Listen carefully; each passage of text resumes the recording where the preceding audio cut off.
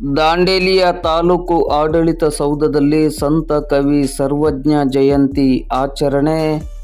ದಾಂಡೇಲಿ ನಗರದ ಅಂಬೇವಾಡಿಯಲ್ಲಿರುವ ತಾಲೂಕು ಆಡಳಿತ ಸೌಧದಲ್ಲಿ ಸಂತ ಕವಿ ಸರ್ವಜ್ಞ ಜಯಂತಿಯನ್ನು ಇಂದು ಶುಕ್ರವಾರ ಬೆಳಿಗ್ಗೆ 11 ಗಂಟೆ ಸುಮಾರಿಗೆ ಆಚರಿಸಲಾಯಿತು. ಆರಂಭದಲ್ಲಿ ತಹಶೀಲ್ದಾರ್ ಶೈಲೇಶ್ ಪರಮಾನಂದ್ ಅವರು ಸರ್ವಜ್ಞ ಅವರ ಭಾವಚಿತ್ರಕ್ಕೆ ಪುಷ್ಪ ಗೌರವವನ್ನು ಸಲ್ಲಿಸಿ ಮಾತನಾಡುತ್ತಾ, ಕನ್ನಡ ಸಾಹಿತ್ಯದ ಶ್ರೇಷ್ಠ ಕವಿಗಳಲ್ಲಿ ಸರ್ವಜ್ಞರವರಿಗೆ ಮಹೋನ್ನತ ಸ್ಥಾನವಿದೆ. ತ್ರಿಪದಿಗಳ ಮೂಲಕ ಕನ್ನಡದ ಅಸ್ಮಿತೆ ಅರ್ಥ ಮಾಡಿಸಿದ ಅಸಾಮಾನ್ಯ ವಚನಕಾರ, ಸರಳ ನಿರೂಪಣೆ, ಜಾನಪದ ಸೊಗಡಿನ ಮಾಧುರ್ಯ ತುಂಬಿದ 3 ಸಾಲಿನ ವಚನಗಳಲ್ಲಿ ಮಾನವೀಯ ಮೌಲ್ಯಗಳನ್ನು ಸಾರಿದ್ದಾರೆ ಎಂದರು.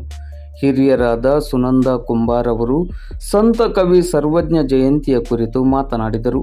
ತಾಲೂಕಾಡಳಿತದ ಪರವಾಗಿ ಶ್ರೀಶೈಲ್ ಕುಂಬಾರ್ ಅವರನ್ನು ಸನ್ಮಾನಿಸಲಾಯಿತು.